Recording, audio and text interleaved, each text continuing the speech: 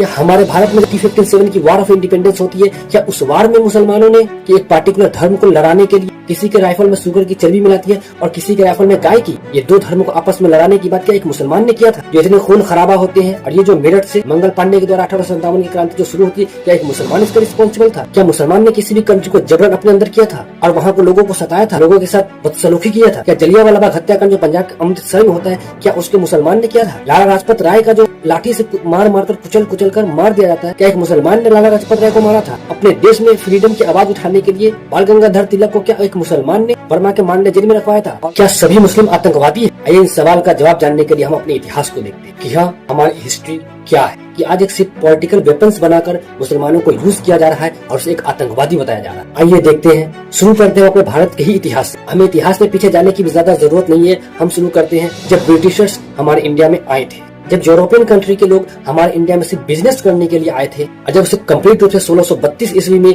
जब उसे बिजनेस करने का अधिकार मिल जाता है, उसके बाद उन्होंने क्या इंडिया में किया, आइए इन चीजों को देखते हैं। उसके बाद फिर भी हम लोग कहते हैं कि हाँ, मुसलमान आतंकवाद है या नहीं। आइए शुरू करते हैं। क्या बैटल ऑफ बक्सर में मुसलमान ने प्रेरित किया था किसी को युद्ध करने के लिए? क्या मुसलमानों ने मजबूर किया था प्लासी का युद्ध करने के लिए? कि एंग्लो मराठा वार में वहाँ पर मुसलमान गए थे युद्ध करने के लिए? एंग्लो मराठा वार, एंग्लो द्वितीय मराठा वार, एंग्लो तृतीय मराठा वार, क्या इन सभी वारों में एक मुसलमान था? क्या हमारे भारत में 15 की वार ऑफ इंडिपेंडेंस होती है, क्या उस वार में मुसलमानों ने कि एक पार्टिकुलर धर्म को लड़ाने के लिए किसी के राइफल में शुगर की चर्बी मिलाती है और किसी के राइफल में गाय की, ये दो धर्मों को आपस में लड़ाने की बात क्या एक मुसलमान ने किया था? जो इतने खून खराबा होते हैं और ये जो मेरठ से मंगल पांडे के द्वारा 1857 की क्रांति जो शुरू होती है, क्या एक मुसलमान इसका रिस्पॉन्सिबल था? क्या मुसलमान ने किसी भी कंट्री को जबरन अपने अंदर किया था और वहाँ को लोगों को सताया था, लोगों के साथ बदसलूकी किया था? क्या जलियांवाला बाग हत्याकांड जो पंजाब के अमृतसर में होता है, क्या उसके मुसलमान ने किया था? लाला लाजपत राय का जो लाठी से मार मारकर कुचल कर मार दिया जाता है, क्या एक मुसलमान ने लाला लाजपत राय को मारा था? अपने देश में फ्रीडम की आवाज उठाने के लिए बाल गंगाधर तिलक को क्या एक मुसलमान ने बर्मा के मांडे जेल में रखवाया था और उसे देशद्रोही बताया गया था?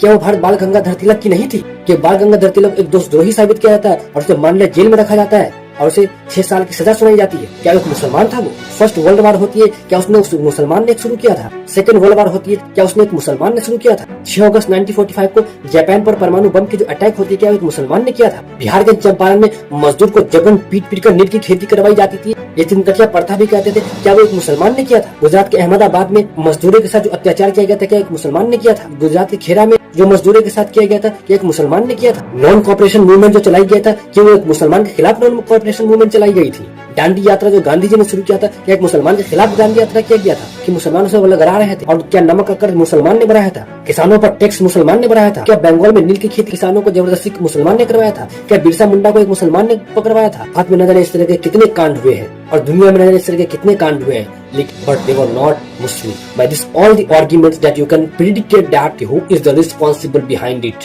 and who has done this and become the terrorist of the world, but they are not showing their self and they are just trying to fight as a religious weapons like Hindu and Muslims, and they are taking their advantage. But you need to understand who is really responsible for this and why they are doing this, and don't blame any particular community to become a terrorist. They are not a terrorist. They are just blaming and blaming. So we just have to move on from this.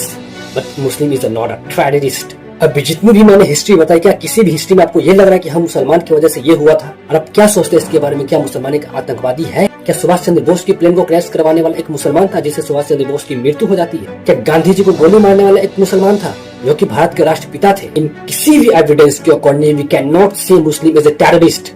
So stop saying so Muslim is a terrorist and open your mind and use your mind before saying anything else.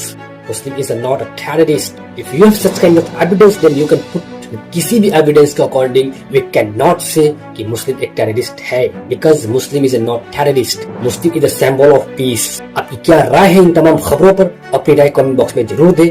मिलते हैं next episode में next content के साथ, तब तक के लिए जय हिंद।